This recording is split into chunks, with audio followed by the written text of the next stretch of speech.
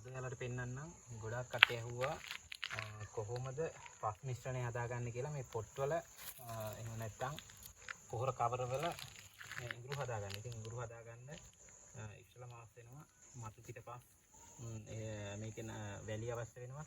ඉතින් මෙතන වැලි මිශ්‍ර මතු පිටපස් තමයි මම හොයාගෙන තියෙන්නේ. ඒක නිසා මේකට වැලි මතු පිටපස් දෙක වෙන වෙනම ගන්න.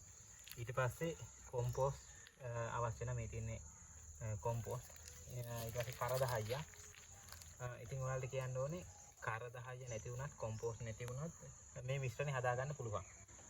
ඉතින් එකට එකක් වගේ අනුපාතකින් මේ තුන ගන්න පුළුවන්. තව මීට අමතරව සාමාන්‍යයෙන් එක කවරයක් සඳහා කුකුල් පොහොර තියෙනවා නම් පොල් කොට දෙකක් විතර ප්‍රමාණයක් ගන්න. මොකද කුකුල් පොහොර වලින් ඉඟුරු ගහ ගොඩාක් දුරට සාර්ථක වෙනවා. හොඳ ආස්සෙන්නක් ගන්න පුළුවන්.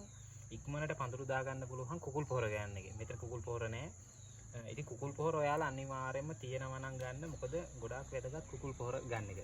ඉතින් මේ තුන සාමාන්‍යයෙන් වලට කලවම් කරලා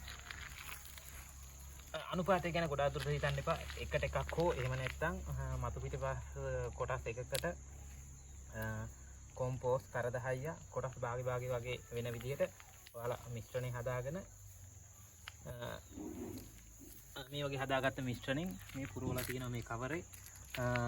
ඉතින් මේ කවරේ සාමාන්‍යයෙන් අඟල් 10ක් විතර ප්‍රමාණයක් වගේ පිරෙනකන් මේ මිශ්‍රණය පුරව ගන්න.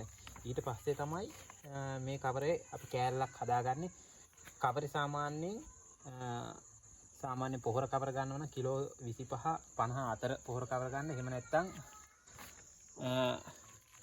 20 22 වගේ කවර 24 වගේ මේ වගේ කවර ගන්න. 16 කවර ගන්න එපා. මොකද ඒ කවර ඇත්තටම ඉඩමදි.